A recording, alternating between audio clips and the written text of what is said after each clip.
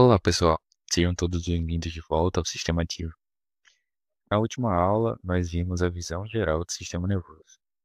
Hoje, vamos mergulhar na célula que dá vida a tudo isso, o neurônio. Nosso objetivo é sair dessa aula entendendo desde o básico até os mecanismos mais avançados, porque tudo que o sistema nervoso faz depende do funcionamento dos neurônios. Agora, prepare-se para mergulhar no conteúdo, e que toda a honra e glória sejam dadas a Deus, pois é dele que vem a sabedoria que nos guia, e que a graça e a sabedoria de Deus estejam conosco nesse estudo. O neurônio, ele é a unidade funcional do sistema nervoso. Ele é especializado em receber, integrar e transmitir informações. Estruturalmente, eles têm três partes principais. O soma, também chamado de corpo celular, onde o núcleo e as organelas estão. Os dendritos, que recebem sinais de outros neurônios. E o axônio, um prolongamento longo que leva sinais até outras células. Na transição entre soma e axônio, temos uma região que chamamos de cone de implantação, ou segmento inicial. É exatamente aqui que começa a soma de todos os sinais recebidos, e é aqui que se decide se o neurônio vai disparar um impulso elétrico ou não. Os neurônios, eles podem ser classificados de várias maneiras. Pela forma, eles podem ser multipolares, como a maioria que está dentro do córtex. Eles podem ser bipolares, como por exemplo na retina, e pseudo-unipolares, por exemplo, neurônios sensoriais. A gente também pode dividir os neurônios pela função. Eles podem ser sensitivos, motores ou interneurônios. E também podemos classificar de acordo com o neurotransmissor predominante. Eles podem ser colinérgicos, glutamatérgicos, GABAergéticos, dopaminérgicos e assim por diante. Agora, vamos entender o que torna o neurônio excitável. Em repouso, o neurônio apresenta um potencial elétrico em torno de menos 70 mV, ou seja, o interior ele vai ser mais negativo que o exterior. Isso é consequência de três coisas. A bomba de sódio e potássio, que joga três sódios para fora e traz dois potássios para dentro. A membrana, que é mais permeável ao potássio, e os gradientes de concentração de íons. Esse potencial de repouso ele é fundamental porque é o ponto de partida para a geração dos sinais nervosos. Quando os estímulos eles chegam aos dendritos ou ao soma, eles podem provocar pequenas alterações de voltagem. São os potenciais graduados.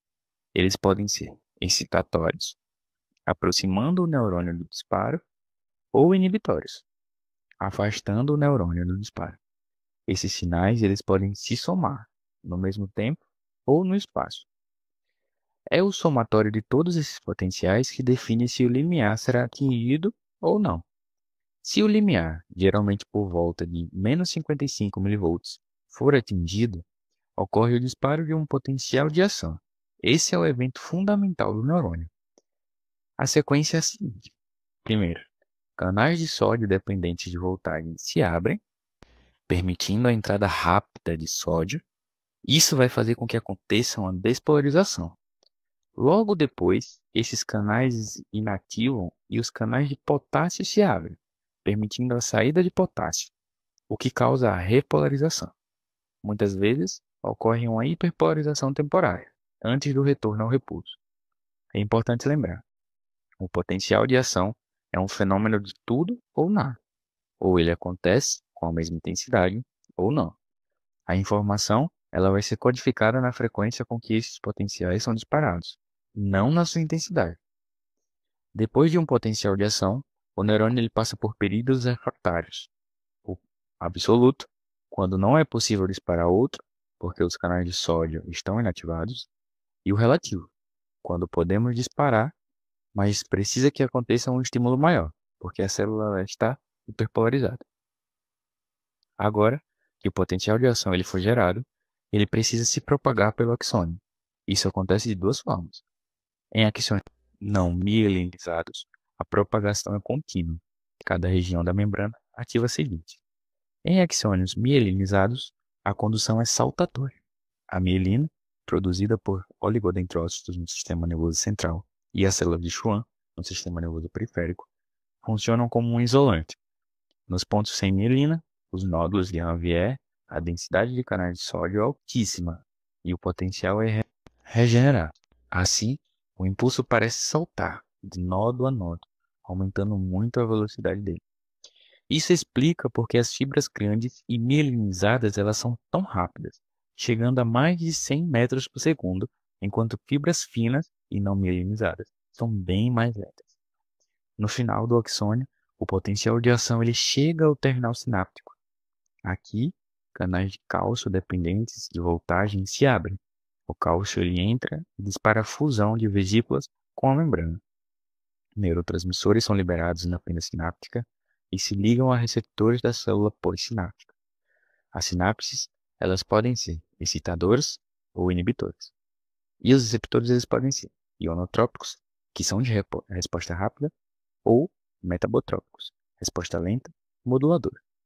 Um exemplo clássico é a junção neuromuscular, onde o neurônio motor libera a acetilcolina, que ativa receptores nicotínicos no músculo, levando ele à contração.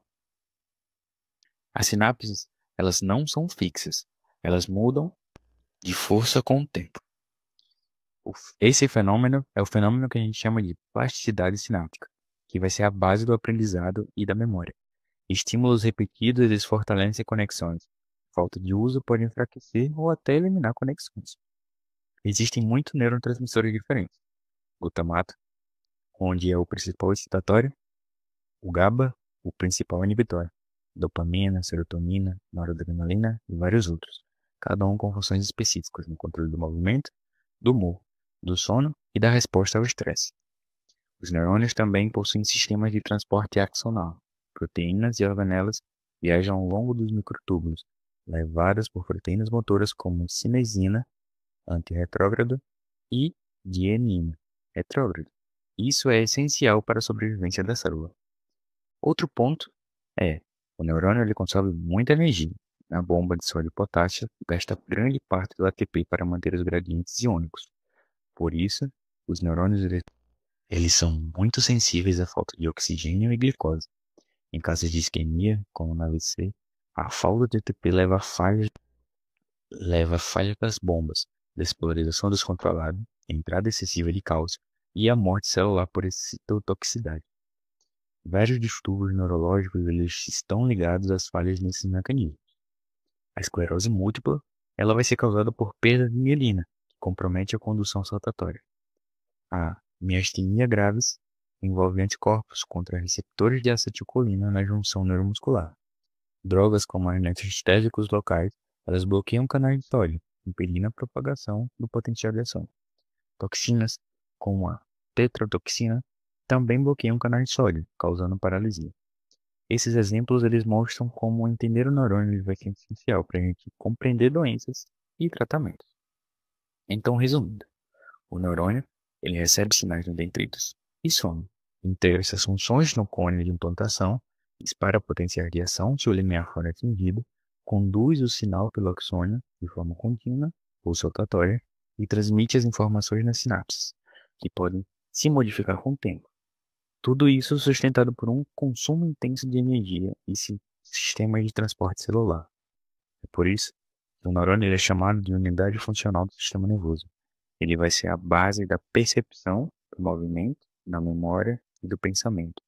Na próxima aula, nós vamos falar sobre células da glia, que dão suporte e também participam da função neural. Sem elas, os neurônios não sobreviveriam. A aula de hoje termina por aqui. Espero que todos tenham gostado. Deixe seu like no vídeo e compartilhe. E bons estudos.